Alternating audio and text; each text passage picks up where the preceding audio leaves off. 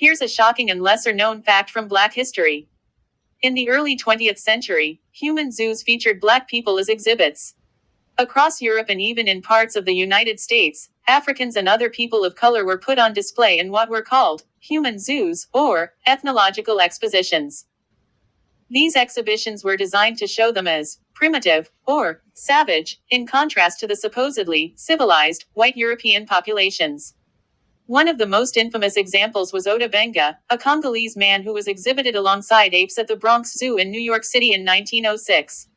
This horrifying practice wasn't just fringe, it was supported by major institutions and drew large crowds. It reflects the deeply entrenched racism and dehumanization that Black people faced not that long ago. A Congolese man who was actually displayed in the Bronx Zoo in New York City in 1906 inside the monkey house, right next to apes. He was treated like a spectacle, and huge crowds came to see him. This was supported by major institutions and seen as normal at the time. Ota Benga, 1883–1916. Ota Benga was a booty man who was brought to the United States from Central Africa and displayed at the St. Louis World's Fair, the Museum of Natural History, and the Bronx Zoo monkey house before settling in Lynchburg, where he died by suicide. Benga left no account of his own life, so the details of his early years are not known with certainty. In 1904, Samuel Phillips Verner, a former Presbyterian missionary and self-styled adventurer, brought Benga from Central Africa to the United States to appear in an exhibit at the St. Louis World's Fair. In 1906, Benga was the subject of an ethnological exposition at the Bronx Zoo monkey house in New York City. These types of exhibits were purportedly motivated by science and a desire to educate. In fact, they were rooted in white supremacist ideology and degraded and exploited their human subjects. The Benga exhibition drew tens of thousands of visitors. It also caused an outcry among local Black ministers. The exhibit closed after a few weeks. Benga spent 3 years in a Brooklyn, New York, orphanage before relocating to Lynchburg. There, he attended the Virginia Theological Seminary and College and befriended the seminary's president, his wife, and their children, as well as the poet Anne Spencer. Benga died by suicide on March 20, 1916. For many, Benga personifies the shameful exploitation of African people by European colonial powers, as well as the historical use of science and anthropology to support racism and ethnocentrism. Benga left no account of his own life, and so the details of his early years are not known with certainty. What scholars do know is based on multiple conflicting accounts from Samuel Phillips Verner, the former Presbyterian missionary who brought Benga to the United States. Benga may have been born around 1883. He was raised in the Kasai River region of the Congo, then privately owned by King Leopold II of Belgium and called the Congo Free State. A member of the Booty people, Benga was of short stature, under 5 feet tall, and his front teeth were filed to sharp points. Benga's wife and 2 children, along with many others in their tribe, were killed in a raid on their camp by the Territorial Police Force sometime around 1903 or 1904. Benga was captured and later sold into slavery.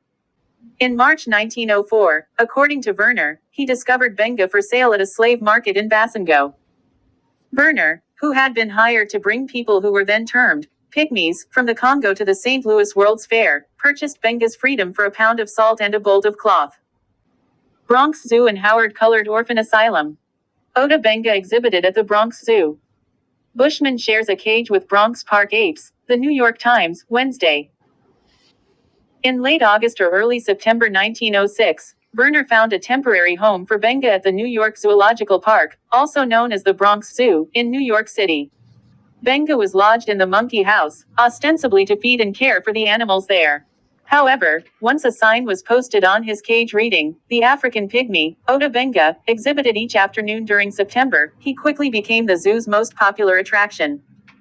That September, tens of thousands of people came to see the famous pygmy, who shared a cage with an Asian orangutan, several chimpanzees, and a parrot. Zookeepers designed a matinee exhibit, almost devoid of educational content and heavy on P.T. Barnum-style entertainment. The intense and unrelenting spotlight riled Benga. Jeering spectators constantly ridiculed and teased him, and whenever he ventured outside the monkey house, he required police protection from the crowds. The so-called Man and Monkey show was immediately controversial. The Colored Baptist Ministers Conference of New York City led a campaign against the exhibition. The group's threat of legal action, combined with the public backlash fomented by the press and Benga's growing agitation, led to the closing of the exhibition late in September 1906. On September 27, 1906, Werner delivered Benga to the Howard Colored Orphan Asylum in Brooklyn. Benga spent the next 3 years there and at the orphanage's satellite farm on Long Island, New York. Final years in Lynchburg, Virginia Theological Seminary and College. Gregory W. Hayes. In January 1910, at age 26, Ota Benga moved to Lynchburg to attend Virginia Theological Seminary and College, a Black Baptist school located in Dermot, a suburb south of the city. Ever since the scandal at the zoo, and largely thanks to the advocacy of seminary president Gregory W. Hayes, Benga's guardians had sought to send him to Lynchburg. They believed the seminary would give him the best chance to receive a formal education and convert to Christianity, and, in doing so, he would support their larger goal of proving that Africans did not possess inferior intelligence. The close-knit seminary community embraced Benga.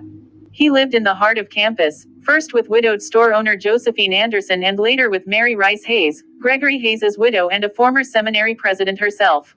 Benga tried attending elementary classes at the college, but he gradually gave up his formal education for other pursuits. He did chores and odd jobs in exchange for room and board, and earned a modest income as a day laborer and tobacco factory worker. During his years in Lynchburg, Benga tried to integrate into American culture and adopt local ways of life. When he hunted, he alternated bows and arrows with shotguns or rifles. He had a dentist cap his filed teeth to make his smile less startling. Around the seminary and throughout the city he became known by the less exotic name Otto Bingo. Benga spent most of his free time in forests and the countryside. He often hunted with a small band of young admirers, including Mary Rice Hayes's 3 sons and Chauncey Spencer. He taught them to hunt, fish, and gather wild honey just as he had done in the forests of the Congo. Benga also befriended Chauncey's mother, Anne Spencer, a poet who taught at the seminary. He and Spencer shared a special affinity for the natural world, and he was a frequent visitor to her renowned garden, Edencrawl, on Pierce Street. Suicide and burial. Despite his efforts to assimilate, Benga struggled to make a new life in Lynchburg, and he became increasingly hopeless about his future there. He had lost contact with Werner, and, even if he had wanted to return to the Congo, he couldn't afford the cost of travel.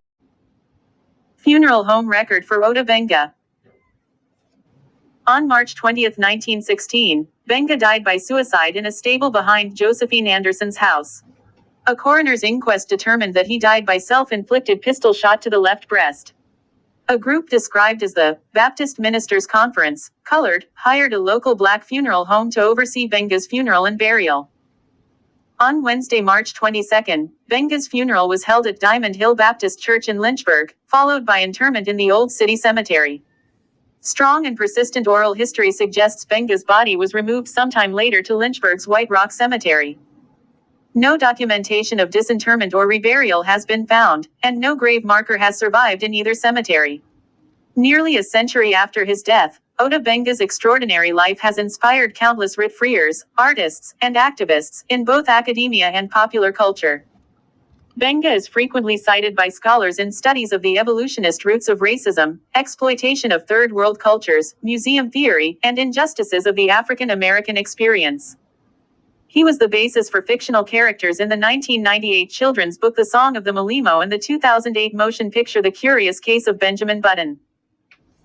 An international conference on Benga and modern-day African pygmies was held at Lynchburg College in October 2007. In 2020, the Wildlife Conservation Society issued an apology for exhibiting Benga at the Bronx Zoo. Ota Benga was from what's now the Democratic Republic of the Congo. He was part of the Buti people, a group of Central African forest dwellers. Around 1904, he was brought to the U.S. by an American missionary named Samuel Phillips Werner, who claimed he was rescuing Benga after his village was attacked. But instead of freedom, Benga ended up as part of an exhibit at the St. Louis World's Fair, where he was shown alongside other indigenous people from around the world, kind of like a live museum.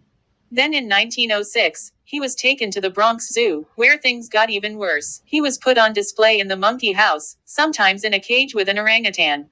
Visitors came by the thousands to stare and laugh at him. Newspapers ran headlines calling him a pygmy, and scientists at the time used him as proof of white superiority and racial evolution theories. Black ministers in New York spoke out and fought to get him released, which eventually worked. He was moved to an orphanage in Brooklyn, then later to Virginia. He tried to adapt, he even got dental work to fit in, but he never truly recovered.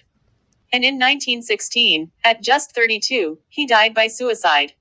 His story says so much about how racism was institutionalized, even in science and education. It also shows the emotional and psychological violence Black people endured beyond just physical oppression.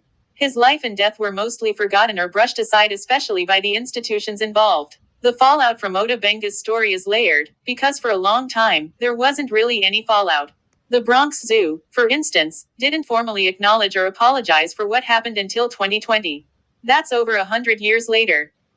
At the time, the backlash mainly came from Black clergy and activists in New York. They were outraged and called it what it was: dehumanizing and racist.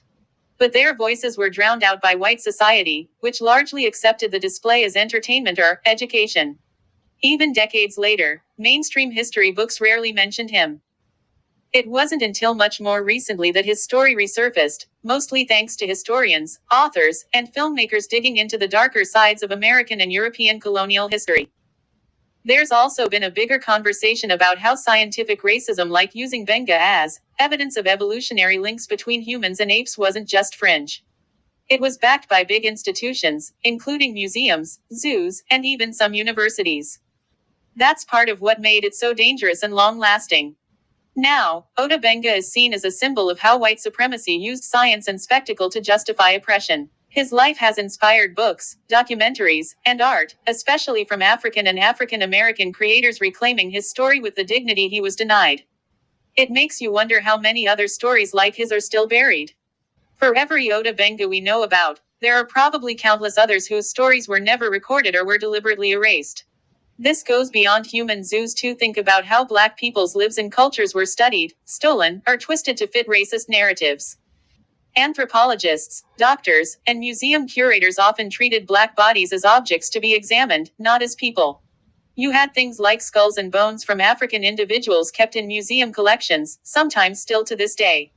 Some of those remains were taken during colonial wars or even from graves. There's also a direct connection between stories like Benga's and today's debates around reparations, historical memory, and institutional accountability. Because when institutions like the Bronx Zoo finally acknowledged what happened, it forced a broader reckoning. Not just an apology, but a need to ask, what do we do with that legacy now? How do we honor people like Ota Benga, and how do we make sure this history is taught truthfully? Some schools and museums are starting to include these stories more fully, and activists are pushing for repatriation of remains and artifacts. But it's still a slow process. And for many descendants of people harmed by this kind of exploitation, it's about more than recognition. It's about justice, healing, and reclaiming the truth. Before leaving the channel, don't forget to hit the subscribe bell and hit the like bell. It helps the channel grow. Thank you.